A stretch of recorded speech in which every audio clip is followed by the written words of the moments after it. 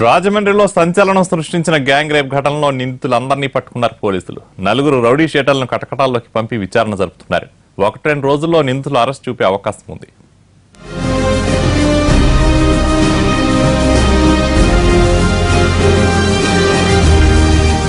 రాజమండ్రిలో ఓ యువతిపై సామూహిక అత్యాచార ఘటన తెలుగు రాష్ట్రాల్లో సంచలనం రేపింది. ఓ హోటల్లో ఉద్యోగం చేస్తున్న యువతి అర్ధరాత్రి తన స్నేహితులతో కలిసి ఇంటికి వెళుతూ ఉండగా మృగాళ్లు రెచ్చిపోయారు. 4 రౌడీ షీటర్లు ఆమెను ఎత్తుకెళ్లి నిర్మానుష్య ప్రాంతంలో సామూహిక అత్యాచారానికి పాల్పడ్డారు.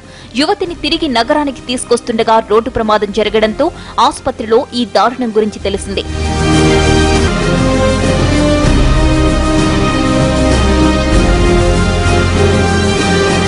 స్పృహలోకొచ్చిన యువతి జరిగిన దారుణంపై రాజమండ్రి 1 టౌన్ పోలీసులకు ఫిర్యాదు చేసింది.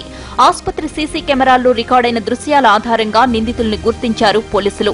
రాజేంద్రనగర్ కు చెందిన కక్కల సతీష్, తాడేపల్లి ప్రేమ్ కుమార్, కంచి మణికంఠ, పలివెల రాజు అలియాస్ స్టిక్లు నిందితులుగా గుర్తించారు. రోడ్డు ప్రమాదంలో గాయపడ్డ ఈ 4 రౌడీ షీటర్లు వెంటనే పరారయ్యారు. 3 ప్రత్యేక బృందాలతో రంగంలోకి దిగిన పోలీసులు ప్రధాన నిందితుడిగా భావిస్తున్న కక్కల సతీష్ ను తుని అడ్డరోడ్డు దగ్గర అరెస్ట్ చేశారు. బిక్కవోల్లో బంధువుల ఇళ్లలో తలదాచుకున్న తాడేపల్లి ప్రేమ్ కుమార్, మణికంఠలను పట్టుకున్నారు.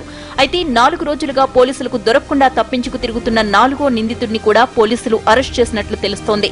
నిందితుల సెల్ ఫోన్ సిగ్నల్స్ ఆధారంగా వారు ఉంటున్న ప్రదేశాలను గుర్తించారు పోలీసులు. ప్రస్తుతం కేసుకు సంబంధించి అన్ని ఆధారాలు సేకరించడంతో పాటు రికార్డు పనులు కూడా పూర్తి చేస్తున్నారు.